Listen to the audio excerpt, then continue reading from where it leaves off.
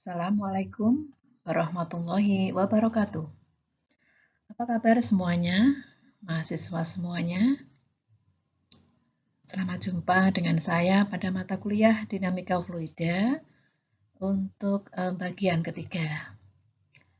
Perkenalkan, ini nama saya Endang Susilowati dari Prodi Pendidikan Kimia.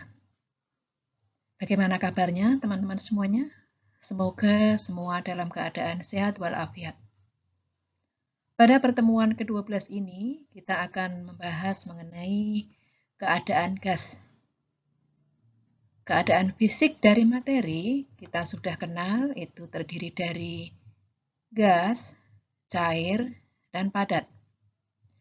Dari ketiga keadaan itu, gaslah yang paling mudah untuk dipelajari. Nah, pada kesempatan ini kita akan mempelajari keadaan gas. Adapun cakupan materi untuk keadaan gas, nanti kita akan bahas. Yang pertama adalah hukum-hukum gas, kemudian campuran gas, berat jenis gas, difusi gas, kelarutan gas dalam cairan, dan gas nyata. Dengan materi ini nanti kita akan mendapatkan gambaran keadaan gas dari berbagai aspek karakteristiknya. Yang pertama, kita akan membahas dulu mengenai keadaan gas. Keadaan gas itu apa toh? Nah, keadaan gas itu ditentukan oleh sifat dasar dari gas itu, yaitu yang pertama adalah tekanan. Kita beri simbol P, merupakan gaya persatuan luas. Nah, untuk konversi dari tekanan ini Anda harus memahami, bahkan mungkin menghafal, karena konversi satuan ini sangat penting untuk nanti menyelesaikan berbagai kasus terkait dengan persamaan gas. Jadi nanti mungkin di dalam soal diketahuinya gas itu dalam satuan Pascal atau kilopascal. Anda harus mengkonversi menjadi atmosfer. Nah, dengan menghafal konversi ini nanti Anda akan mendapatkan kemudahan dalam menyelesaikan soal. Kemudian volume. Volume tentu satuannya Anda sudah tahu, ya, ada liter. Kemudian mungkin ada sentimeter kubik, meter kubik, desimeter kubik, dan seterusnya. Kemudian mol, diberikan simbol N, dan temperatur. Temperatur untuk penyelesaian keadaan gas ini tentunya pada skala termodinamik atau temperatur mutlaknya yang diberi notasi T besar. Anda tentu sudah tahu bagaimana mengkonversi T suhu mutlak dengan dari T pada suhu dengan satuan derajat Celcius. Nah, keadaan gas ini ditentukan oleh persamaan keadaan yang nanti menghubungkan volume, mol, tekanan, dan temperatur. Nah, jadi di sini ada 3 variabel bebas pada persamaan keadaan ini. Jadi, untuk menyatakan keadaan gas, kita hanya memiliki 3 kebebasan untuk memilih variabel. Jadi misal, seandainya V, N, dan P sudah kita pilih, maka kita tidak bisa lagi memilih T. T tentunya sudah tertentu. Nah, ini nanti akan dibahas pada persamaan gas ideal.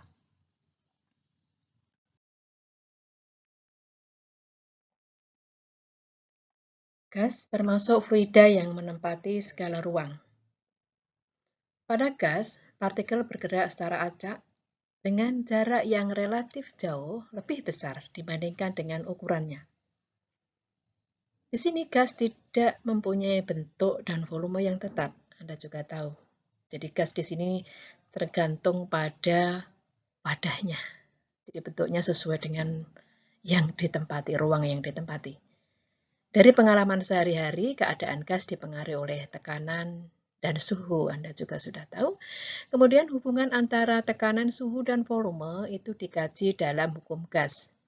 Nah, hukum gas itu terdiri dari yang pertama adalah hukum Boyle. Kenapa disebut hukum Boyle? Karena di sini yang menemukan adalah Robert Boyle, hubungan antara tekanan dan volume itu yang menemukan adalah Robert Boyle pada tahun 1622. Dalam percobaannya, volume sejumlah tertentu gas pada suhu yang konstan itu berbanding terbalik dengan tekanan yang dialami gas tersebut. Jadi, di sini P ya, itu berbanding terbalik dengan V. Nah, sehingga kita mendapatkan nilai P. V itu konstan. Nah, dari sini kita juga bisa mendapatkan hubungan bahwa P1 V1 sama dengan P2 V2. Selanjutnya adalah hukum Charles. Jadi hukum Charles ini di dalam percobaannya yaitu pada tekanan konstan, ternyata volume sejumlah tertentu gas itu sebanding dengan suhu absolutnya. Jadi di sini volume sebanding dengan apa? Suhu. Nanti didapatkan hubungan bahwa ternyata V per T itu konstan nilainya. Nah, dari sini kita nanti mendapatkan bahwa P1 berarti per T1 nilainya sama dengan P2 per T2. Ya, jadi keadaan 1 dan keadaan 2 nanti ditentukan dengan hubungan persamaan ini. Selanjutnya adalah hukum Gay-Lussac. Untuk hukum Gay-Lussac ini menyatakan hubungan antara tekanan dan temperatur. Dinyatakan bahwa tekanan dibagi temperatur itu nilainya konstan. Nah, dari hubungan ini untuk keadaan 1 dan 2 sama ya, bahwa di sini P1 per T1 berarti sama dengan P2 per T2. Ya. Jadi kalau keadaan 1 itu kita sudah menentukan, maka nanti kita bisa menentukan keadaan 1 sudah ditentukan, maka keadaan 2 kita nanti bisa menghitung gitu ya. Kemudian yang selanjutnya adalah hukum Avogadro, itu menyatakan hubungan antara jumlah mol dan volume. Nah, dari percobaan Avogadro menemukan bahwa pada suhu yang sama, sejumlah volume yang sama dari berbagai gas akan mempunyai jumlah partikel yang sama banyaknya. Nah, karena jumlah partikel itu berhubungan dengan mol, maka nanti di sini ada hubungan antara mol itu berbanding dengan volume. Jadi dari sini nanti kalau keadaan 1 itu P1N1, maka nanti nilainya sama dengan P2N2. Nah, cukup jelas ya. Nah, bagaimana kalau keadaan standar? Ya, keadaan STP, Standard Temperature and Pressure. Anda sudah mengetahui pada keadaan STP itu 1 mol gas ideal itu volumenya 22,4 ya, 4 liter. Ini tentu bisa dihafal. Nah, dari keempat hukum tadi yaitu hukum Boyle, Charles, Gay-Lussac, dan Avogadro, maka setelah dikombinasikan keempatnya, maka diperoleh hukum gas ideal, yaitu PV sama dengan nRT. Nah, di sini mungkin yang perlu Anda perhatikan adalah R ya. R ya. Nah, R ini ada beberapa macam ya satuannya. Ya, nanti silakan nanti dilihat lagi R ya, satuannya apa saja. Tentunya yang pertama itu R itu ada satuan Joule ya, berarti 8,314 Joule per mol Kelvin ya. Ada lagi mungkin nanti kalori, Joule-nya diganti kalori, kalori per mol Kelvin ya. Kemudian ada detail atmosfer per mol Kelvin ya. Nanti silahkan nanti dicari ya. Bagaimana kalau itu satuannya ada yang kalori per mol Kelvin, ada yang liter atmosfer per mol Kelvin. Silakan nanti dicari buku ya. Nah, sekarang kita masuk ke persamaan gas ideal. Ya. Persamaan gas ideal dinyatakan dalam PV sama dengan nRT. Persamaan gas ideal ini juga disebut sebagai persamaan pembatas. Jadi semua gas mematuhi pada batas tekanan 0. Jadi keadaan ideal dari gas itu ya. Nah, jadi di sini kita melihat bahwa hubungan antara PV, ya, tekanan, kemudian volume, itu nilainya kalau dikalikan nilainya sama dengan N kali R kali T. Nah, ini untuk tetapan gas tadi ya, tetapan gas umum yang tadi sudah saya tanyakan di depan, sudah ada di sini, Anda tidak perlu mencari ternyata ya. Jadi untuk R itu bisa digunakan 8,314 Joule Kelvin -1 mol -1, bisa juga 8,206 kali 10 pangkat -2 liter atmosfer Kelvin -1 mol -1, atau 1,987 kalori kal Kelvin -1 mol -1. Nah, silakan nanti Anda pilih berdasarkan pada masalah nanti yang diberikan. Jadi tergantung satuannya itu apa nanti. Nah, untuk volume molar itu adalah volume tiap mol pada keadaan standar, ya, atau 1 atmosfer 0 derajat Celcius, itu tadi juga sudah disebutkan nilainya 22,4. Ini adalah volume molar. Nah, volume molar pada keadaan STP itu berbeda dengan volume molar pada kamar standar.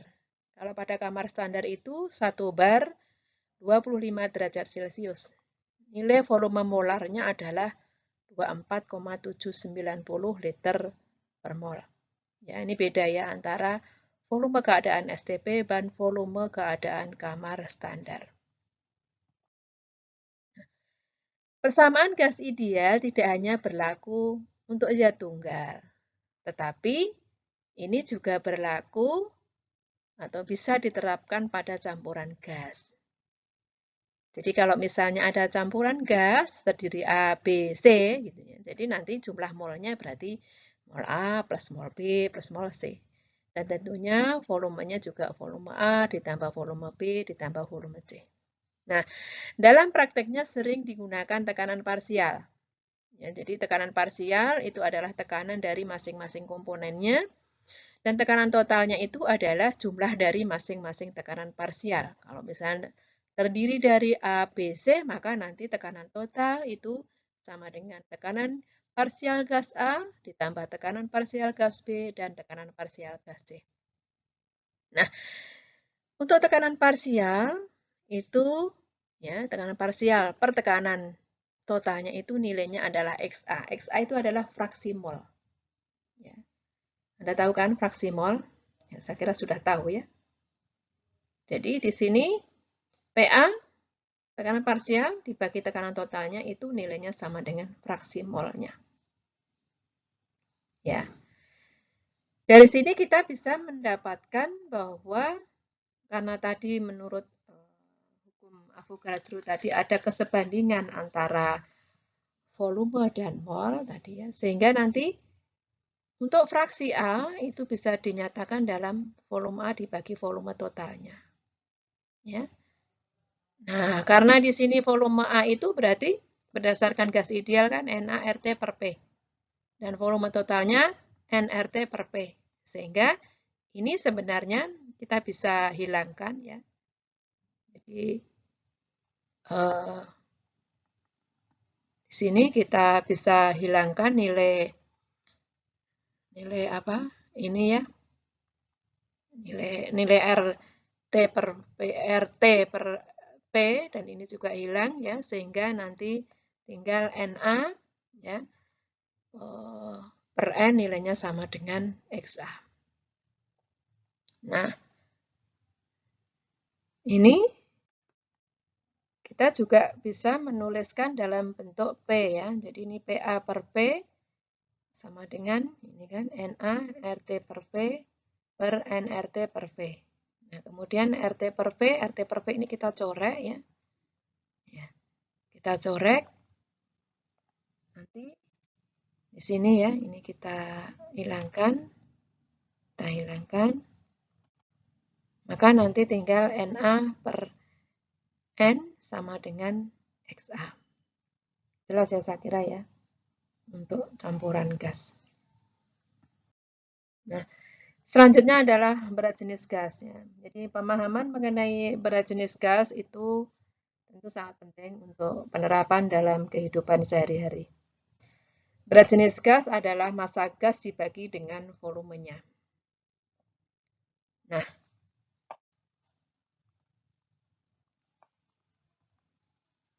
Anda tentu pernah tahu ya ini ya, untuk apa?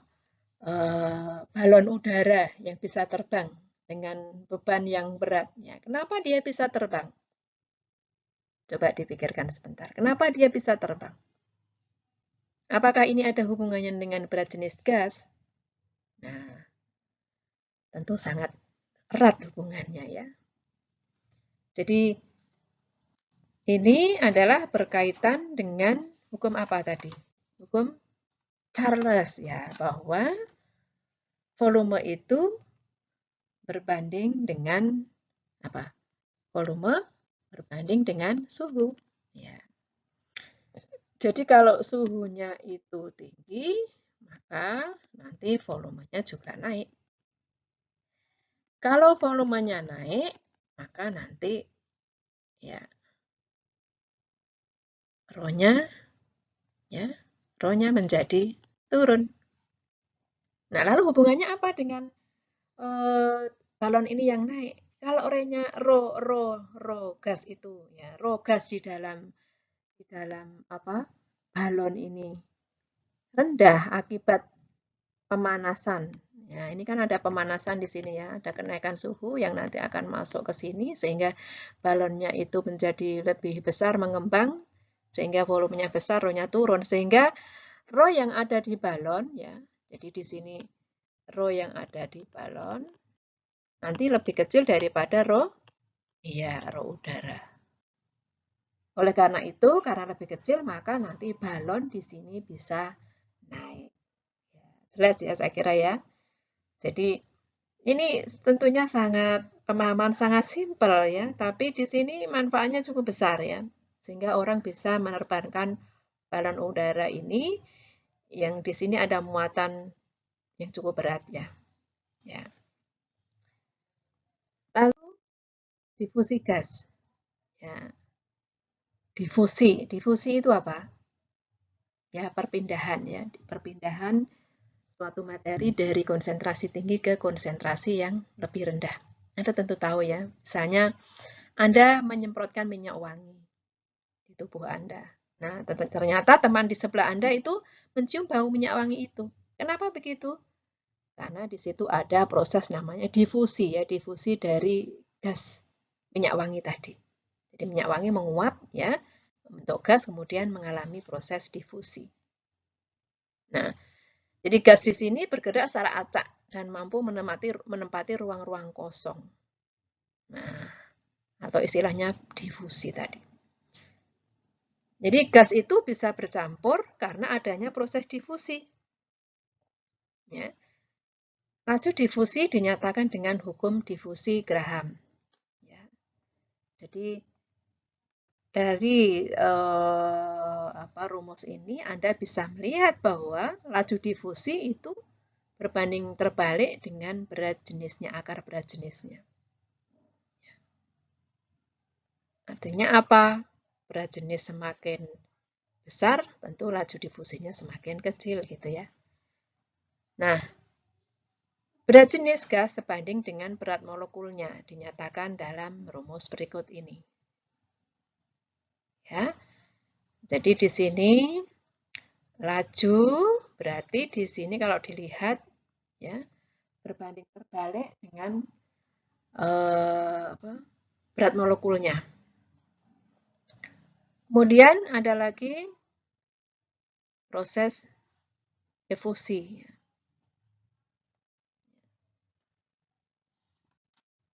Nah, silahkan nanti untuk proses efusi ya ini nanti dipelajari ya. Apa itu proses efusi? Ya, Anda pernah melihat atau pernah mengalami punya balon udara, balon yang Anda gelembungkan itu ya. Itu lama-kelamaan akan mengecil ya. Misalnya selama seminggu ternyata balon itu jadi mengecil. Ya, mengecilnya balon itu karena terjadinya proses efusi, yaitu lolosnya gas melalui sebuah lubang kecil ya yang diameter lubangnya paling sedikit harus sama atau lebih kecil daripada jarak bebas rata-rata molekul-molekul gas itu. Jadi dia bisa lolos ya untuk kalau memiliki balon itu lama-lama kan kempes ya, itu karena namanya proses efusi. Nah, hubungan antara waktu dan berat molekulnya dinyatakan dalam rumus ini. Nah, selanjutnya adalah kelarutan gas. Nah, setiap gas itu sampai tingkat tertentu akan larut dalam cairan. Laju pelarutan gas dalam cairan tergantung pada suhu, tekanan, dan juga kontak gas cairan, luas kontak gas cairan. Untuk menyatakan derajat kelarutan gas dalam cairan pada suhu dan tekanan tertentu, digunakan koefisien adsorpsi Bunsen.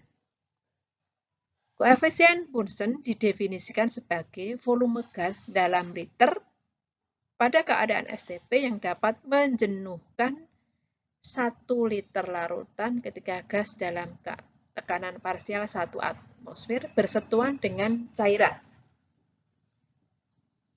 Ya, suhu ini tentunya harus dicantumkan juga ya untuk koefisien Bunsen ini. Gimana paham ini untuk koefisien Bunsen? Jadi saya ulang lagi, koefisien Bunsen itu sebagai volume gas harus dalam liter ya, pada keadaan STP yang dapat menjenuhkan 1 liter larutan ketika gas dalam tekanan parsial 1 atmosfer bersentuhan dengan cairan. Ya, nanti mungkin untuk contohnya. Kelarutan gas pada cairan dinyatakan dalam hukum Henry, di mana kelarutan itu nilainya sama dengan K alfa P. S, ya, itu kelarutan gas, dinyatakan dalam volume gas yang terlarut pada keadaan STP dalam satuan volume cairan bila diukur pada suhu T, derajat Celcius. K itu konstanta, kemudian alfa koefisien adsorpsi Bunsen untuk gas dalam cairan pada suhu T juga, dan P itu tekanan parsial. Nah, kalau K dan alfa sama, maka nanti S1 per S2 sama dengan P1 per P2. Nah, untuk aplikasi dari persamaan tadi ya, persamaan hukum Henry yang melibatkan koefisien Bunsen, maka nanti bisa diterapkan dalam contoh soal berikut ini. Ya. Tentukan banyaknya gas oksigen dalam gram yang akan larut dalam 100 mili atau 100 cm kubik plasma darah bila plasma tersebut diaerasi pada 38 derajat Celcius pada tekanan 102,7 kilopascal. Koefisien Bunsen oksigen pada suhu 38 derajat Celcius adalah 0,024. Udara mengandung 20% volume oksigen. Nah, koefisien absorpsi O2 pada plasma pada suhu 38 derajat Celcius itu 0,024. Artinya apa? Artinya itu 0,024 cm kubik pada keadaan STP O2, jadi 0,024 cc O2 ya akan melarut dalam 1 cm kubik plasma darah pada suhu 38 derajat Celcius pada tekanan 1 atmosfer.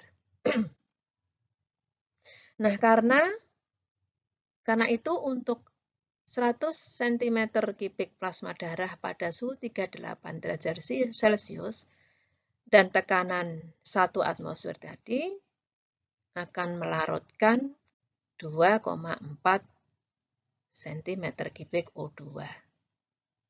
Nah, tekanan parsial O2 di udara ya, kita karena 20% berarti 20/100 kali nilai ini ya 102,7 kilopascal. Nah, berdasarkan hukum Henry tadi bahwa S itu sama dengan K alfa P dan S1 per S2 sama dengan P1 per P2. Nah, silakan nanti dicermati ya ini ya. Silakan dicermati, nanti slide-nya akan saya lampirkan di Google Classroom. Ya. Sehingga nanti